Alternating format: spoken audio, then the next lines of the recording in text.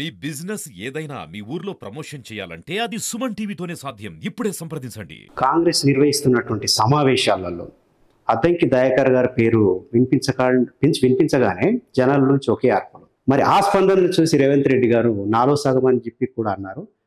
మరి అద్దంకి దయాకర్ గారికి హామీ ఇచ్చినట్టుగా రేవంత్ రెడ్డి గారు హామీ ఇచ్చినట్టుగా మరి మీకు సరైన గుర్తింపు లభిస్తుందంటారా? డెఫినెట్గా. అంటే ముఖ్యమంత్రి గారు పనిచేసే కార్యకర్తల పట్ల తనకుండే కమిట్మెంట్కు అది ఒక తార్కాణం. రెండవది ఏంటంటే ఒకటి రెండు సార్లు ప్రయత్నాలు వెనుకకు పోవడం వల్ల ప్రజల నుంచి ఒక స్పందన వస్తున్నది. సరే, ఎక్కడ సమావేశాలకు పోయినా కూడా ఒక నినాదంగా మారిపోయిన పరిస్థితి ఉన్నది. కాబట్టి వారు ఆ హామీ ఇచ్చే ప్రయత్నం చేసిండ్రు.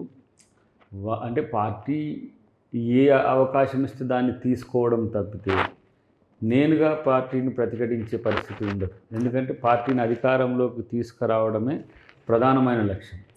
దాని తర్వాత దాంట్లో నా హోదా ఎట్లా ఉంటుంది అనేది నిర్ణయించాల్సింది పార్టీ. కాబట్టి మరి ఒకవేళ మామూలు స్థాయి అవకాశాలు కల్పించాలంటే కూడా కల్పించే అవకాశం ఉండే. సో దాన్ని ఆగడం వెనుక కొంత తాత్సారం అవడం వెనుక ప్రజల్లో ఏమంటాము క్యూరియాసిటీ పెరిగింది. రెండు తెలుగు రాష్ట్రాల్లో కానీ తెలుగుదేశం వాళ్ళకి ఏంటి అద్దంకి దయాకర్ గారిని ఏం చేస్తుందని. అంటే ఒక ఎన్నిక అయిపోయింది, ఎమ్మెల్యే ఇంకో ఎన్నిక కూడా అయిపోతున్న క్రమంలో ఇంకేం కాంగ్రెస్ పార్టీ దయాకర్కి ఏం చేసే అవకాశం ఉండదా అనే దాని నుంచే ఆ స్పందన వచ్చింది. దానికి వారు స్పందించిన తీరుకి కూడా కృతజ్ఞతలు తెలియజేస్తూనే నేను పార్టీ ప్రభుత్వం రెండింటిని డిఫెండ్ చేసుకుంటూ, అది మీడియాలోనైనా బయటనైనా సభల్లోనైనా లేకపోతే సమావేశాల్లోనైనా డిఫెండ్ చేసుకుంటూ మంచి ప్రభుత్వం మంచి కార్యాచరణ తీసుకుపోవడానికి నాదైన పద్ధతిలో ప్రభుత్వానికి నేను సహకరించే పరిస్థితి ఉంటుంది. అప్పటి వరకు కాంగ్రెస్ పార్టీకి సంబంధించినటువంటి వాణి ఏది వినిపించాలన్నా మీ ద్వారానే వినిపించగలుగుతాం, మీడియా పరంగా కానీ సోషల్ మీడియా పరంగా కానీ. మరి ఈ స్పోక్స్ పర్సన్, మిమ్మల్ని మించినటువంటి స్పోక్స్ పర్సన్ కానీ మీకున్నటువంటి క్రేజ్ పర్సన్ కానీ ఎవరు ముందుకు రావడం లేదు, దానికి కారణమే అంటే నేను ఆ స్పోక్స్ పర్సన్ పదవి నాకు పక్కన పెట్టి ప్రధాన కార్యదర్శి ఇచ్చినా కూడా స్పోక్స్ పర్సన్గానే ఎక్కువ యాక్సెప్టెన్స్ ఉన్నది.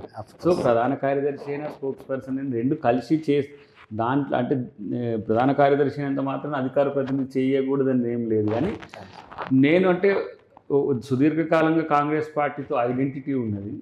తర్వాత అంశాల పట్ల కొంత లోతైన విశ్లేషణ ఉంటుంది. కాబట్టి ఎక్కువ మీడియా మిత్రులు నన్ను ఆహ్వానిస్తారు. కాబట్టి మిగతా వాళ్ళు కనపడకపోవచ్చు, కానీ నాకంటే రెండింతలు మేలైన చర్చ మేలైన విశ్లేషణ చేసే మిత్రులు ఉన్నారు. వారికి కూడా రేపు భవిష్యత్తులో అవకాశం దొరుకుతుంది. అంటే ఆ 10 సంవత్సరాల పాటు ఏ గొంతు ఉన్నా ఉండకపోయినా అద్దంకి దయాకర్ కాంగ్రెస్ బానిగా ఉన్నాడు. సో ఇప్పుడు కూడా నేను లేకపోతే కూడా ఒక సమస్య ఏమవుతుంది, దయాకర్ ఏమో అలిగిండేమో, దయాకర్ ఏమో అసంతృప్తితో ఉన్నాడేమో. ఇప్పుడు మొన్న ఒక్క మీటింగ్కి నేను పోయేసరికి ఒక పెద్ద చర్చ జరిగింది. అది నాకు వ్యక్తిగతంగా పనులు ఉండడం వల్ల ఆ మీటింగ్కి హాజరు కాలేకపోయినా, కాకపోతే అది ముఖ్యమైన మీటింగ్ అనుకోండి. ఇప్పుడు నిర్మల్కి వచ్చినాము. ఇప్పుడు మీరు నిర్మల్కి వచ్చినామని రాహుల్ గాంధీ గారు వస్తుండ్రు, ముఖ్యమంత్రి గారు వస్తుండ్రు. ఇక్కడ ఈ ప్రాంతంలో ప్రజలు కూడా కొంత దయాకర్ గారు ఉంటే మంచిదని అనడం వల్ల మల్లేష్ గారు ఇక్కడ సభకు ఆహ్వానించిండ్రు. రేపు ప్రియాంక గాంధీ గారిది నర్సాపూర్లో ఉంటే ఇట్లా ప్రధానమైన మీటింగ్లలో వాయిస్ ఉండడానికి పెద్దలు కూడా ప్రయత్నం చేస్తుంటారు. కాబట్టి నాదే ప్రధానంగా ఉండడానికి మాత్రం మాస్ వాయిస్గా కొంత తెలంగాణలో ఉద్యమకాలం నుంచి నాకు తెలిసి 2009 తర్వాత ప్రతి సందర్భంలో క్రియాశీలక సందర్భంలో మూమెంట్లో ఉన్నది, కాంగ్రెస్ పార్టీలో ఉన్నది. కాబట్టి తర్వాత సామాజిక వర్గాలకు జరిగే నష్టాలు కష్టాల విషయంలో కూడా నా గొంతు వినబడుతుంది. కాబట్టి కొంచెం ఎక్కువ వినబడుతుంది అంతే. ప్రభుత్వం 6 హామీలను నెరవేర్చడంలో విఫలమైందని చెప్పి కొందరు అంటున్నారు. దానిపై ఆ కొందరికే పరిమితం చేద్దాం. ఎందుకంటే వాళ్ళు ఎంత చేసినా 6 గ్యారంటీలు కంప్లీట్ చేసినా కూడా ఇంకేమో చేయలేదు అంటారు. కాబట్టి 6 గ్యారంటీలు అన్నీ కంప్లీట్ అయినాయి. ఒక్కటి రెండు, ఇప్పుడు మహాలక్ష్మి ఒకటి, తర్వాత రైతు రుణమాఫీ ఒకటి, ఇవి 2 కాలేదు. వాటి మీద కాన్సన్ట్రేట్ చేస్తుండ్రు వాళ్ళు. దానికి ఆర్థికలేమీ కారణం, అది గత ప్రభుత్వం చేసిన సమస్యని. కానీ మళ్ళీ వాళ్ళే ఇప్పుడు 3-4 నెలలకే ఇప్పుడు చూస్తున్నాం కదా, వాళ్ళు మొన్నటిదానిక ప్రతిపక్షమే ఉన్నట్టు ఇప్పుడే వాళ్ళు ఏదో అన్నట్టుగా గత 10 సంవత్సరాల నుంచి వాళ్ళు ప్రతిపక్షంలో ఉన్నట్టు మాట్లాడుతున్న తీరు చూస్తే మాత్రం నవ్వు వస్తుంది. సార్, కొందరు ఇప్పుడు ఆర్టీసీ బస్సులో ప్రయాణిస్తున్నట్టు మహిళలు కూడా ఈ ఉచిత ప్రయాణాన్ని కొందరు వ్యతిరేకిస్తున్నారు. దానిపై మీ స్పందన? ఉచిత ప్రయాణాన్ని వ్యతిరేకించకూడదు.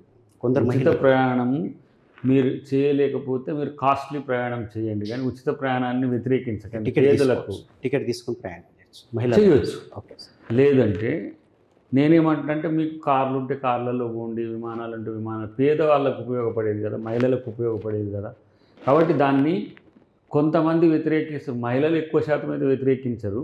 ఇప్పుడు ఈ ప్రతిపక్షాలకు కొన్ని పార్టీలు అయితే ఆర్టీసీ బస్సులు ఇట్లా అయినాయి, మగవాళ్ళకు సీట్లు దొరకట్లేవు అంటే బస్సులు పెంచుకుందాం.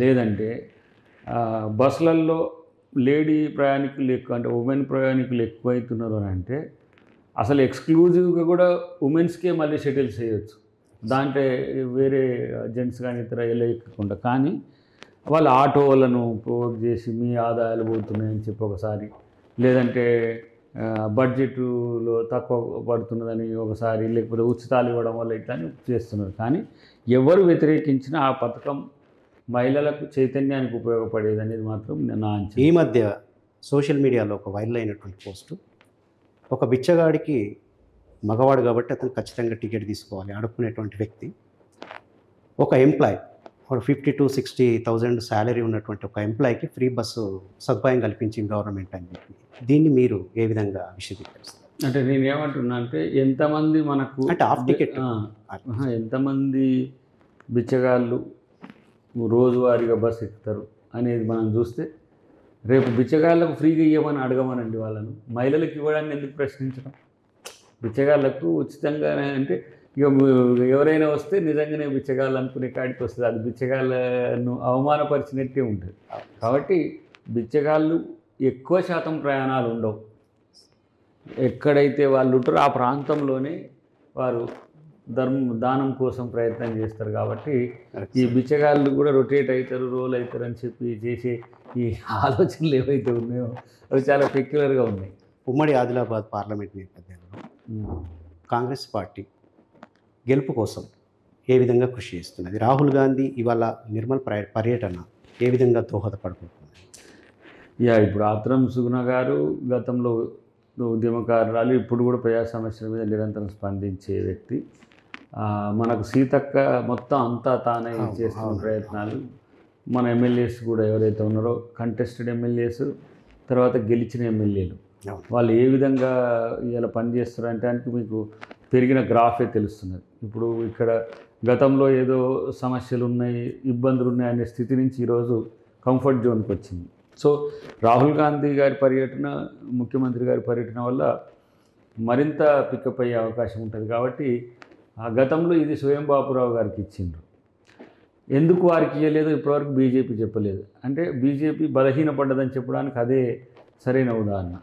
తర్వాత ఒక మహిళ కాబట్టి మహిళా లోకంతో పాటు ఈ ఏదైతే ఆదివాసీ తెగలు ఉన్నారో వాళ్ళకు మనం రాజకీయ ప్రాధాన్యం ఇవ్వడంలో మహిళకు మరింత ఉన్నతి పెరుగుతుందనే ఆలోచన కూడా సామాన్యుల్లో ఉంది. అంటే ఓసీల్లో కానీ, బీసీల్లో కానీ, ఎస్సీల్లో కానీ ఉంది. కాబట్టి ఈజీగా ఇది గెలిచే సీటు లెక్కలు పడుతుందని నాకు అంచనా.